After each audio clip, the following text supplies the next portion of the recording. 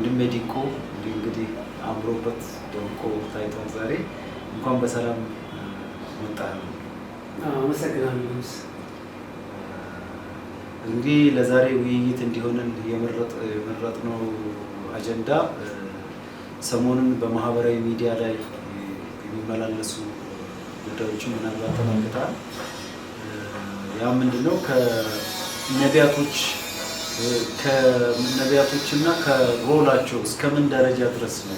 ውጫችሁን ታሳምራላችሁ፣ ልብሳችሁን ታሳምራችሁ፣ ውስጣችሁ ግን መቃብር ነው፣ ውስጣችሁ ግን ቅሚያ ነው፣ ውስጣችሁ ግን ሌብነት ነው፣ ውስጣችሁ ግን ትዕቢት ነው።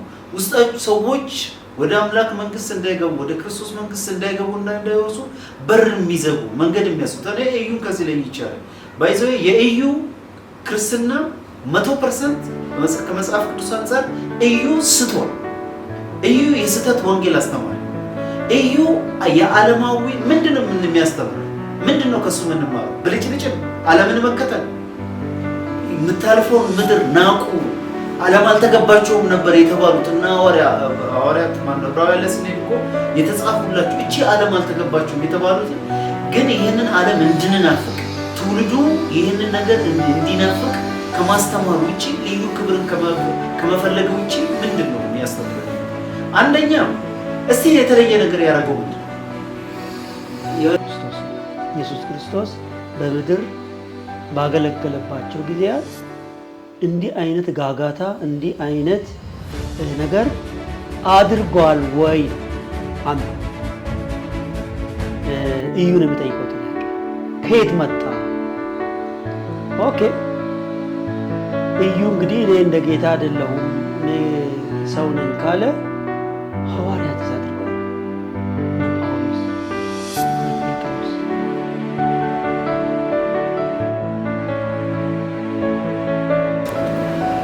ጤና ይስጥልኝ ውድ የቤርሻቤ ቤተሰቦች ተመልካቾቻችንና አድማጮቻችን እንደምሰነበታችሁ። ይህ ቤርሻቤ ቲዩብ ነው። ቤርሻቤ ቲዩብ በየሳምንቱ ወደ እናንተ የምናቀርበውን በመንፈሳዊ ነገር ላይ በስፒሪቹዋል፣ በኢኮኖሚካል፣ ሶሻል ነገር ላይ የምናቀርብላችሁን ዝግጅት የዛሬው ወደ እናንተ እናቀርባለን። ወንድሜ ዲንቆ እንግዲህ አምሮበት ደምቆ ታይቷል። ዛሬ እንኳን በሰላም መጣህ። አመሰግናለሁ። እንግዲህ ለዛሬ ውይይት እንዲሆነን የመረጥነው አጀንዳ ሰሞኑን በማህበራዊ ሚዲያ ላይ የሚመላለሱ ጉዳዮችን ምናልባት ተመልክተሃል። ያ ምንድነው ከነቢያቶችና ከሮላቸው እስከምን ደረጃ ድረስ ነው? ለምሳሌ ነቢያት ሲባል ወይንም የቤተክርስቲያን አገልጋይ ሲባል ወይንም ቤተክርስቲያን ውስጥ የሚሰሩ ሰዎች የሚያገለግሉ ሰዎች የክርስቶስን ወንጌል የክርስቶስን ራዕይ የሚያስቀጥሉ ሰዎች ተጽዕኗቸው ምን ያህል ነው? ከዓለምስ ጋር ያላቸው ኢንተራክሽን ምን ያህል ነው የሚለው አጀንዳ ላይ ብንወያይ ደስ ይላል። ያ ምንድነው ሰሞኑን አይተን እንደሆነ እዩ ጩፋ ወደ ደቡብ ክልል ሄዶ በፖሊስ ታጅቦ በማርሽ ባንድ ታጅቦ ከተማ ውስጥ እያዞሩት ሲታይ ነበርና ይህ ነገር ከመጽሐፍ ቅዱስ እይታ አንፃር እንዴት ታየዋለህ? ማለት ምንድነው መጽሐፍ ቅዱስ ሲናገር ዓለም ኢየሱስን ከተቀበሉት እኔን ይቀበላሉ ይላል። ኢየሱስን ከጠሉት እኔን እንደጠሉኝ እኔን እንዳልተቀበሉ እናንተንም አይቀበሏቸውም ይላልና ይሄን አይል አክሰፕታንሱ ይሄን አይል ደግሞ በዓለም ላይ ማብረቅረቁን እንዴት ታየዋለህ? ድርጊቱስ ትክክል ነው ወይ? ቤተክርስቲያንስ ደግሞ ቤተክርስቲያን እያንዳንዱ ምዕመን በዚህ ጉዳይ ላይ የመቃወም በዚህ ጉዳይ ላይ ያላወቁት ሰዎች የማስተማር ደረጃችን ምን ያህል መሆን አለበት የሚሉና መሰል ጉዳዮችን እስቲ እንደመነሻ እናድርግና ብንወያይበት ደስ ይለኛል። እዩ ሲዳማ አካባቢ ሐዋሳ አካባቢ ይመስለኛል ለአገልግሎት በሄደበት የነበረው የአጃቢ ብዛት፣ የመኪና ብዛት፣ የወታደር ኦራል እና መኪኖች ብዛት፣ የታጠቁት ትጥቅ ስታይ በእውነት ይሄ ነገር ተገቢ ነው ወይ? ይሄ ነገርስ መጽሐፍ ቅዱሳዊ ነው ወይ? ይሄ ነገርስ ምንድነው ኢምፕሊኬሽኑ የሚሉትን ነገሮች አይቼ እኔም የራሴን ሀሳብ መስጠት የሚችልበት ሁኔታ ላይ ነው ያለሁት። እንግዲህ እንደ ኢዩ መጀመሪያ ላውራ። አንድ አገልጋይ ሞዴል ማድረግ ያለበት እንግዲህ በአዲስ ኪዳን ዘመን ያለን በአዲስ ኪዳንም በመጨረሻ ዘመን እንጥፍጣፊ ላይ ያለን ሰዎች ነን እና ለኛ ሮል ሞዴል ልንከተለው የሚገባ ፈለግ ጌታችን መድኃኒታችን ኢየሱስ ክርስቶስ ነው። ኢየሱስ ክርስቶስ በምድር ባገለገለባቸው ጊዜያት እንዲህ አይነት ጋጋታ እንዲህ አይነት ነገር አድርጓል ወይ ነው አንዱ ኢዩን የሚጠይቀው ጥያቄ። ከየት መጣ? ኦኬ ኢዩ እንግዲህ እኔ እንደ ጌታ አይደለሁም እኔ ሰው ነኝ ካለ ሐዋርያትስ አድርገዋል። እነ ጳውሎስ እነ ጴጥሮስ 12ቱ ደቀ መዛሙርት ሰባዎቹ ጌታ በምድር ሁሉ የበተናቸው አገልጋዮች እንዲህ አድርገዋል? በፍጹም ምንም። እኔ እንግዲህ መጽሐፍ ቅዱስን በተለይ አዲስ ኪዳን በጣም ብዙ ጊዜ አንብቤያለሁ። ስለዚህ ይሄ ሞዴል ከማድረግ አንፃር ጌታ ኢየሱስ ክርስቶስን አገልግሎት፣ የቀደሙትን ሐዋርያት አባቶችን አገልግሎት፣ በዱላ ቅብብሎሽ የመጣውን ወንጌል ዝም ብለን ስንመረምረው እንደዚህ አይነት በዘመናቸው አላደረጉም። አንደኛ ኢዩ ምን እያደረገ ነው ማለት ነው? ጌታ ኢየሱስን ሞዴል አድርጌያለሁ ብሎ ካለ ጌታ ኢየሱስ ክርስቶስ በሰዎች ላይ ኦቨር አክት አላደረገም። ራሱን እንደተለየ አድርጎ አላሰበም። እንደውም ኢየሱስ ክርስቶስ አገልግሎቱን በሙሉ ካየህ ወደ ማህበረሰቡ እየሄደ ከማህበረሰቡ ጋር ተመሳስሎ አንድ አይነት ሆኖ እነሱ ወዳሉበት ዝቅ ብሎ ከአመጣጡ ጀምሮ ብናይ ዝቅ ብሎ ሲያገለግላቸውና ችግሮቻቸውን ሲፈታ ደስታው፣ ስኬቱ የሌሎች ሰዎች መደሰት፣ ከእስራት መፈታት፣ ወደ እግዚአብሔር መንግስት መግባት የነበረበት ሁኔታ ነው እና የጌታችን ኢየሱስ ክርስቶስን ፊልም የሉቃስ ፊልም ትዝሉ ያስብለኛል። ጌታ ኢየሱስ ክርስቶስ እንዲበላው እንኳን የተሰጠውን ፍራፍሬ ለሌሎች አልፎ ሲሰጥ ሁሉ ያየሁበት ሁኔታ አለና በምንም ተአምር ይሄ ነገር ተገቢ አይደለም። ስለዚህ ምንድነው ታዲያ የተፈጠረው ኢዩ ጋር ብለን ስናስብ ኮንፊውዥን አለ። ኮንፊውዥኑ ምንድነው? ሰማያዊውን የምስራቹን ቃል ከምድራዊ ከበሬታ ጋር ከምድራዊ የኑሮ መለኪያ ጋር ተቀላቅሎበታል ማለት ነው። እንግዲህ የእግዚአብሔርን ቃል የሚናገር አንድ የእግዚአብሔር ዕቃው ነኝ፣ መንፈስ ቅዱስ በእኔ ሆኖ ጌታ ኢየሱስ ክርስቶስን ያስተምራል፣ ሰዎች የምስራቹን ቃል ሰምተው ወደ ጌታ ይመጣል፣ እኔ ለሱ የተለየው ሰው ነኝ የሚል ሰው ለራሱ ሞዴል ማድረግ ያለበት ካረገ ጌታ ኢየሱስ ክርስቶስ ነው። ሞዴል ደግሞ የምናደርገው በህይወት ኑሮ ስታንዳርድ ነው። በቅድስናው እሱን መምሰል ካለብን፣ በትህትናው እሱን መምሰል ካለብን፣ በህዋነቱ እሱን መምሰል ካለብን፣ ለሌሎች በመራራቱ እሱን መምሰል ካለብን፣ ለሌሎች ዋጋ በመክፈል ነው እሱን መምሰል ያለብን እንጂ እኛ የተለየ ልብስ ከሩቅ የሚታይ ልብስ በጣም ብዙ ዋጋቸው በጣም ውድ የሆኑ መኪኖች አጃቢ እሺ የሆኑ አገልጋዮች ናቸው፣ ዘማሪዎች ናቸው፣ ሰባኪዎች ናቸው እንዳትል የታጠቀ ወታደር ከዛም አልፎ ደግሞ ልክ እንደ ሀገር መሪ እንደሚያደርገው አጃቢ በመኪና ላይ ሆኖ መሳሪያ አቀባብሎ እንደዛ አይነት ጋጋታና እንትን ማድረግ የራስን ክብር የራስን ልታይ ባይነት ማሳያ እንጂ ሌሎች ሰዎች ላይ ከፍ ከፍ ማለት እኔ የተለየው ነኝ እናንተ የምትፈልጉት ጌታ እኔ ጋር ነው።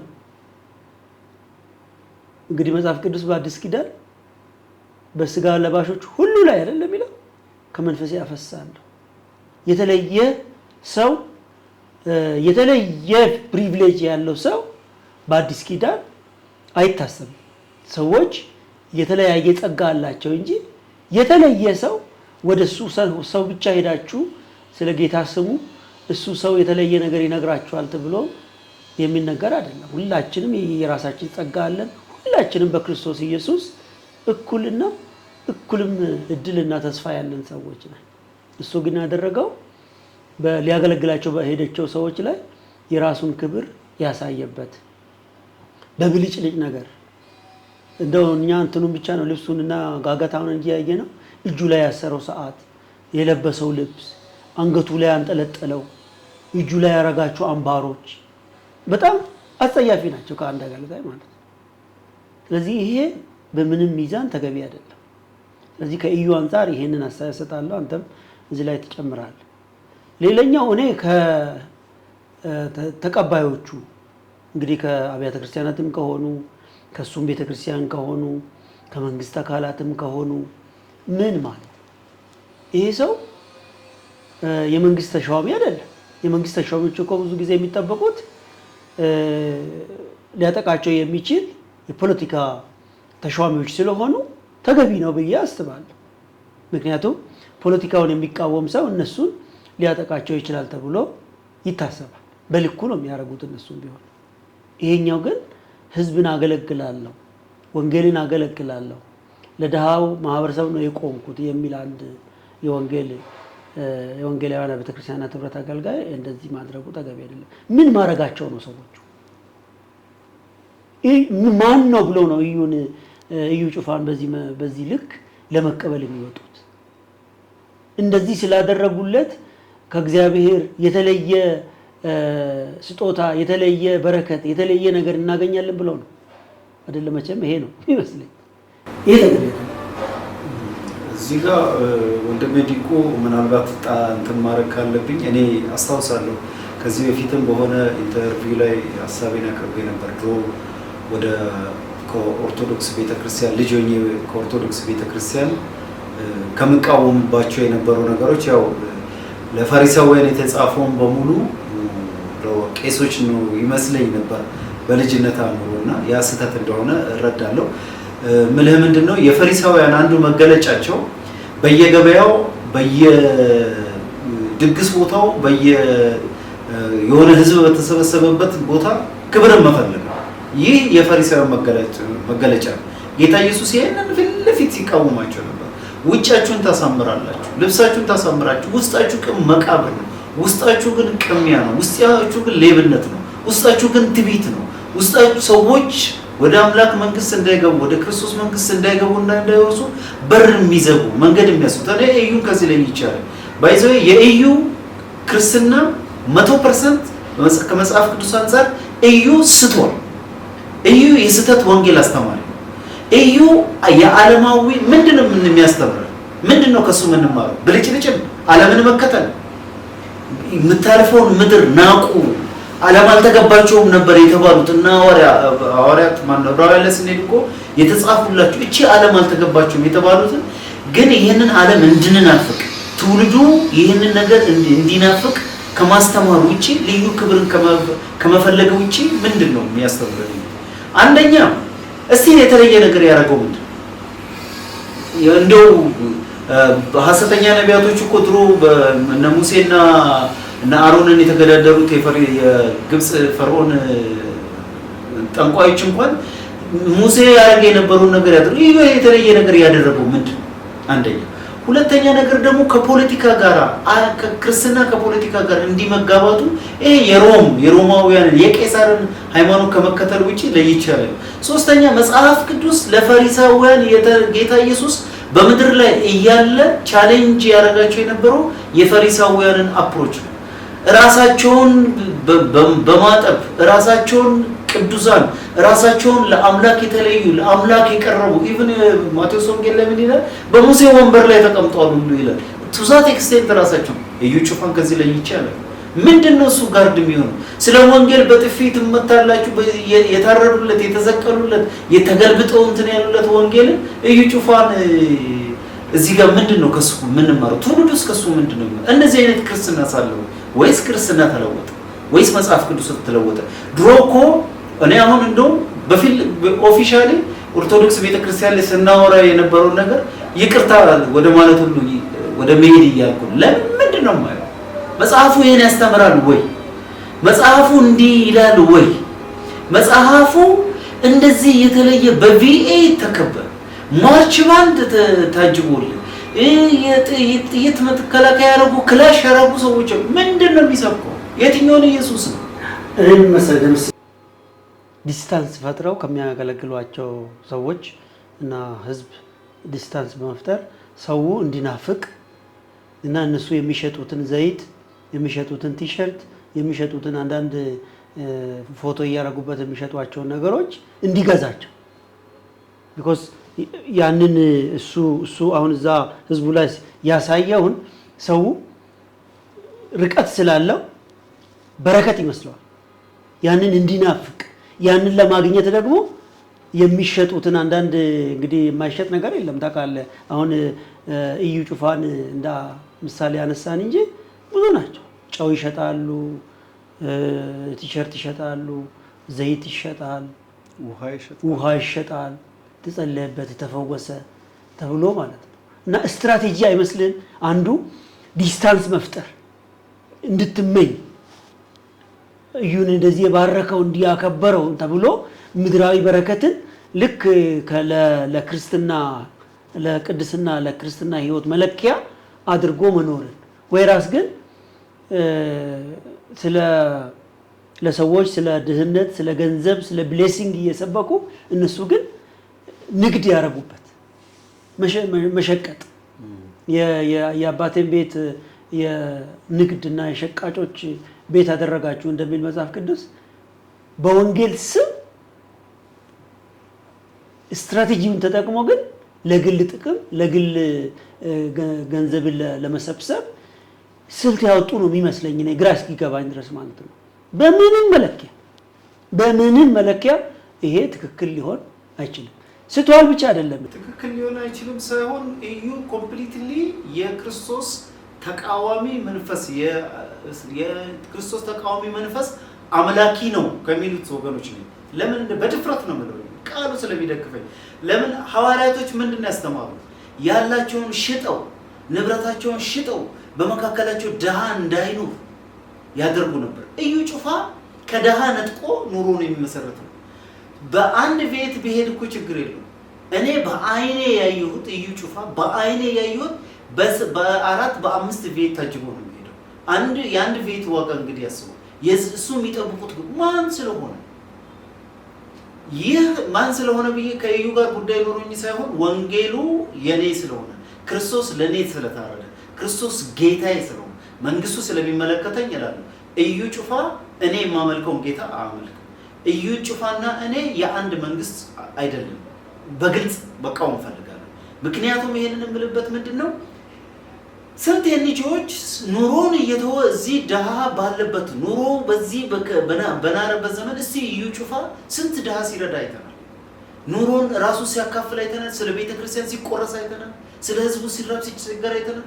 ምንድነው ወርቃቸው የሚያሳዩ? ምንድነው አንገታቸው ላይ የሚያሳዩ? ምንድነው ስራቸው እኮ በፍሬያቸው ታውቃቸዋላችሁ ይላል። ፍሬው እኮ የሙት ስራ፣ ፍሬው እኮ የሰይጣን ስራ፣ ከመጀመሪያም ነፍሰ ገዳይ፣ ከመጀመሪያም አታላይ፣ ከመጀመሪያም ትዕቢተኛ ኤሊያባን ኢሳይያስ 14 እና ሕዝቅኤል 8 ላይ ሄደን ማንበብ እንችላለን። ትዕቢት ነው የጣለው። ማን ይበልጠኛል አለ፣ ከኔ የተሻለ ማን አለ? በሙሉ ዲኮሬትድ ስለሆነ ማለት ነው፣ በጥበብ የላቀ ስለሆነ ማለት እዩ ኢቭን ከማስተባበል ይልቅ ሶሪ ከማለት ገና እሱማ እኛም ገና እንጠብቃለን የሰማይ መንግስት አለ ማለት ሰውን በትዕቢት ተመልሶ ወደ ጌታ አንደኛ ከፖለቲካ ጋር ፖለቲካን መንግስትን እንደማስፈራሪያ ፖለቲካ ሲስተሙን እንደማስፈራሪያ ዶክተር አብይ የኢትዮጵያ መሪ ነው እንጂ የእዩ ጩፋ አስጠባቂ አይደለም። ፖለቲካል ሲስተሙ ለሀገሪቱ ህዝብ፣ ለብሔር ብሔረሰቦች፣ ለሁሉም እምነቶች ነው እንጂ ለኢዩ ጩፋ ስፔሻል ጠባቂ አይደለም። የብልጽግና ወንጌልና ፖለቲካል ሲስተሙን ወይንም ደግሞ የክርስትናና ፖለቲካል ሲስተሙ የሚያገናኘው ነገር የለም። ኦፍ ኮርስ መንግስትን እናከብራለን። መንግስት የተሾመው ከአምላክ ነው። ግን በመንግስት ጥላ ስር በመሆን ህዝብ ላይ በመጻደቅ ሰዎች ወደ ክርስትና ወደ ወንጌል እንዳይመጡ የጽድቅ የቅድስና ሀይር የሆነ ላይፍ መኖር በቃተ ጊዜ በተጨማሪ ደግሞ በጣም በአንድ ጎን በጣም እያሳዘነኝ ያለው ለወንጌል እንቅፋት እየሆኑ ነው። በጣም አደገኛ ነገር እየተፈጠረ ነው። ሉክ ምንድን ነው የሚባለው? ይሄ የትኛው ወንጌል ነው እነሱ እንደዚህ የሚያገለግሉት? ሰውስ ይሄን እያየ እንዴት ወደ ጌታ ሊመጣ ይችላል? አሁን በወንጌላውያን ቤተክርስቲያናት ካውንስል በኩል እንግዲህ ሁሉም የወንጌል አማኞች ቤተክርስቲያን አንድ ላይ እንዲሆኑ ተደርገዋል። ሌሎቹ ቤተ እምነቶች በዚህ በኢዩ ጩፋና እሱን በሚመስሉ ሰዎች በሚያደርጓቸው የተሳሳተ ድርጊት ሰዎች ወደ ጌታ እንዳይመጡ እንቅፋት እየሆኑ ነው። ደግሞ መጽሐፍ ቅዱስ ምንድን ነው የሚለው? ከነዚህ ተናናሾች ነው የሚያስት የወፍጮ ድንጋይ አንገቱ ላይ ታስሮ ወደ ባህር ብጣት ይቀለዋል ነው የሚለው። ፍርዱ በጣም ከባድ። እያሳቱ የተሳሳተ መንገድ፣ የተሳሳተ ወንጌል፣ የተሳሳተ መልእክት እያስተላለፉ ነው። በዛ ምክንያት የወንጌል አማኞች በሌሎች ቤተ እምነቶችና በሌሎች ማህበረሰብ ዘንድ እንዲጠሉ፣ ተቀባይነት እንዳያገኙ፣ እንዲተቹ ከዛ የተነሳ የጌታ ስም ሰዎች ጌታን እንግዲህ በመልካም ስራችን በምናደርገው ነገር ጌታን ማክበር፣ እግዚአብሔርን ማመስገን ሲገባቸው በእኛ መጥፎ ስራ እዩ እና ሌሎች በሚሰሩት መጥፎ ስራ የእግዚአብሔር ስም ሲጎደፍ፣ የእግዚአብሔር ስም በክፉ ሲነሳ አምላካቸው እንዲህ ነው፣ ስግብግቦች ናቸው፣ ሌቦች ናቸው፣ ገንዘብ ሰብሳቢዎች ናቸው። እንግዲህ አሁን ቪኤቱ የለበሰው የሚያረጋቸው የሚያወጣ ወጪ ብቻ አይደለም። እኔ እንግዲህ ሰሞኑን ፌስቡክ ላይ ያየሁት የተለጠፈው ህንፃ በጣም ወላይታ ሶዶ ላይ እየገነባ ያለው ፎቅ ሊነግረን ይችላል። ሌሎችም አሁን በስም ብናነሳ እንደ ምሳሌ ማንሳት የምንችላቸው አገልጋዮች ከእግዚአብሔር ሰዎች ኪስ ከድሃ ከመበለቱ ኪስ እና ካላቸው ነገር ሰብስበው ዘርፈው በጉልበት ነጥቀው እነሱ ግን የሚኖሩበት ቤት፣ የሚበሉት ምግብ፣ የሚሰሩት ህንፃ፣ የከፈቱት ቢዝነስ እንግዲህ ሪል ስቴት የከፈቱ ማለት ብዙ ምሳሌዎች አሉ። በጣም ብዙ ሀብታም የሆኑ በአዳማ፣ በአዲስ አበባ፣ በአዋሳ፣ በወላይታ ሶዶ፣ አርባ ምንጭ በተለያዩ የኢትዮጵያ ክፍሎች እያደረጉ ያሉት ነገር በጣም የሚገርም ነው እና እኔ ይሄ ኃይል ይባል ይገባል። እንግዲህ አንዱ የመጽሐፍ ቅዱስ የሚያስተምረን ስህተትን ስህተት ማለት መቻል አለብን። ልክ ያልሆነን ነገር ልክ አይደለም ማለት መቻል አለብን። ልክ ያልሆነን ልክ አይደለም ማለት ብቻ ሳይሆን ደግሞ ልክ የሆነውን ነገር በደንብ ፕሮሞት ማድረግ፣ በደንብ ማሳየት።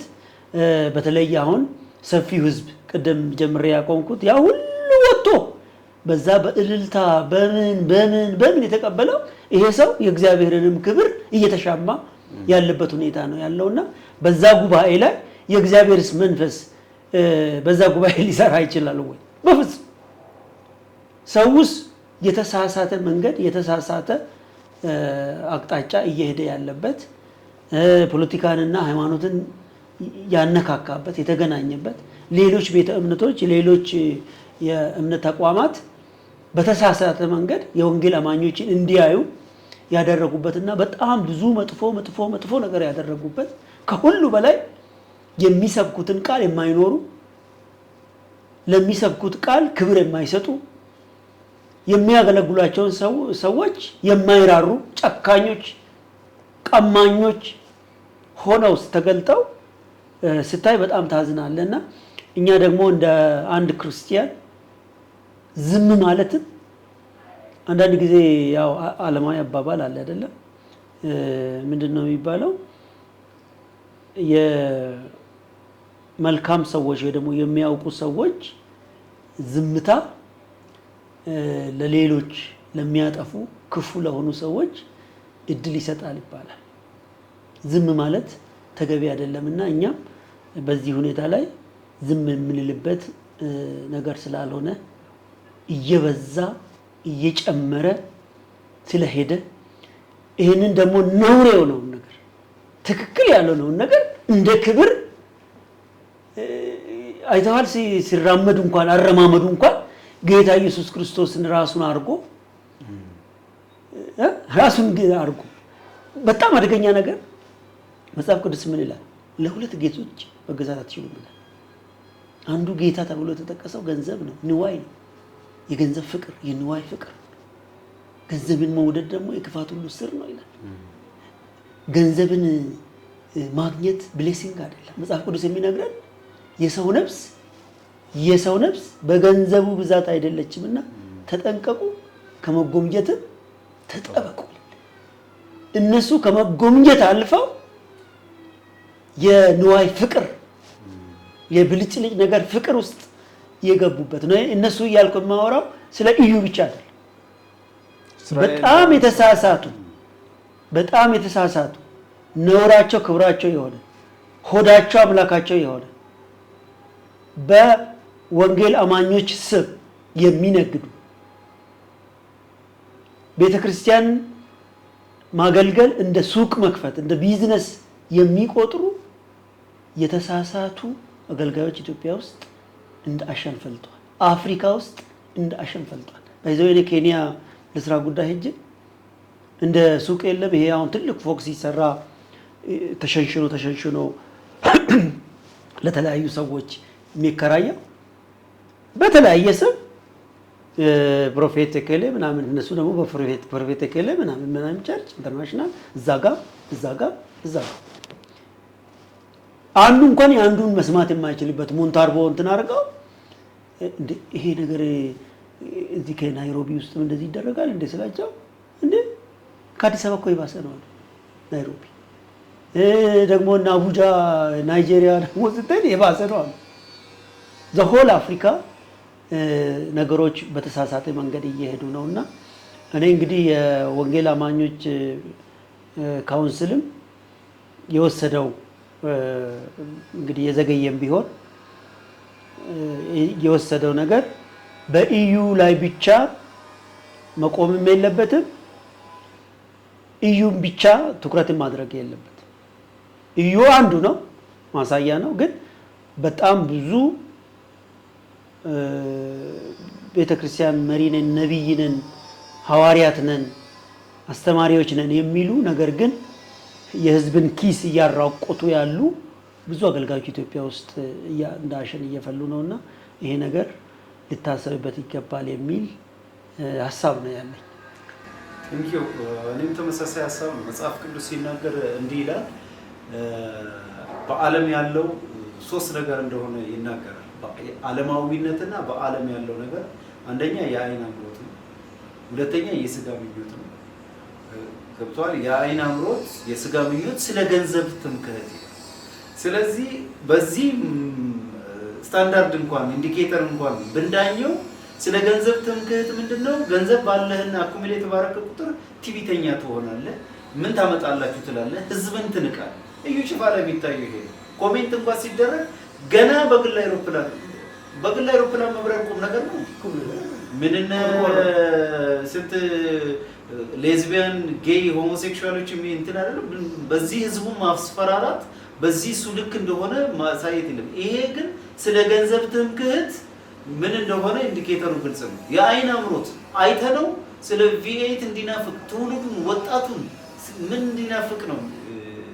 ሰው ከእግዚአብሔር መንግስት ከመውረስ ይልቅ በአይሮፕላን መሄድ እና በቪኤት መሄድ ግብ አድርጎት ጌታ የሞተው ለዚህ ነው። ማንም ሰርተን እናመጣዋለን። ሰርቶ የሚመጣ ነው። ገንዘብ የሚገዛው ነገር ነው።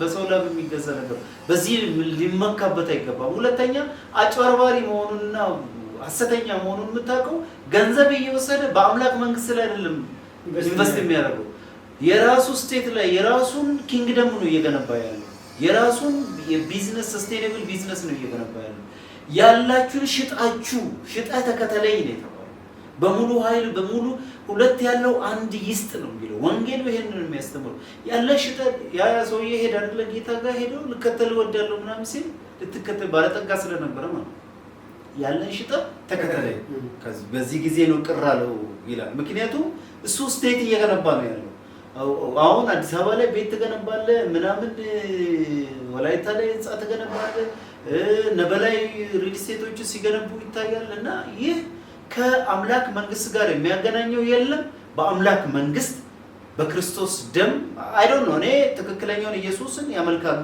የሚል እምነትም የለኝም የነሱ ወንጌልም ልክ ነው የሚል እንትን የለኝም ራዘር ጭፈራ ቤት ነው የሚመስለው መድረኮቻቸው ራሱ እና ሐሰተኞች ናቸው ወጣቱ ሊከተላቸው አይገባም ጌታን ታምኑ ጌታን ተከተሉት ቃሉን አንብቡ ጸልዩ ትጉ ይቻላል አምላክ ይረዳናል በግለሰብ እንጂ በከማንንም የማንንም ላብ ሶፍት የሚበላ ላብም የሰው ሶፍት የሚበላ እሱ ተቀመጠበት ልብሱን ነካውበት የሚል ምንም ደግሞ የሚታይ ነገር የለም እነ ጳውሎስ እኮ ተናቅን ነው ብዙዎቹን ባለጠጋ ስናደርግ እኛ ግን ከሰዎቹ በታይ ተቆጠር ነው የሚለውና መጽሐፍ ቅዱስ ይሄንን ነው የሚያስተምረን ለወጣቶች ለተመልካቾች አድማጭ ተመልካቾቻችን ማሳሰብ ፈልገው ነገር መጽሐፍ ቅዱስ ትክክል ነው ማንንም ይምጣ ማንንም መዳኘት ያለበት በመጽሐፍ ቅዱስና በቃሉ ነው ስለዚህ ወደ ቃሉ እንመለስ ወደ እውነቱ እንመለስ ቃሉን እንከተል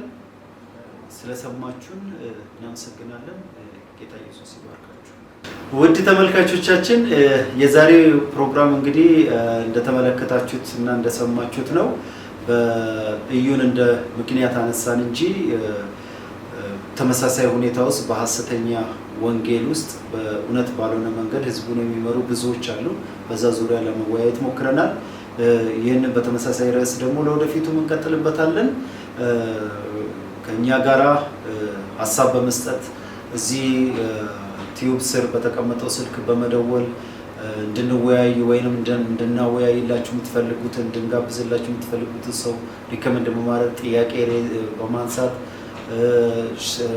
ቲዩባችን በኤርሻቤ ቲዩብን ደግሞ ላይክ ሼር ሰብስክራይብ በማድረግ ኮሜንት በማድረግ አብራችሁን እንድትቆሙ ከዚህ በኋላ ለእውነት ወንጌል ለአምላክ መንግስት ወንጌል ለእውነት መጽናትና መስፋት ለመስራት ቆርጠን ተነስተናል አብራችሁን እንድትቆሙ በዚህ አጋጣሚ ጥሬን አቀርባለሁ ሳምንት በተመሳሳይ ፕሮግራም እስክንገናኝ የተባረከ የተቀደሰ ሳምንት ይሁንላችሁ ተባረኩ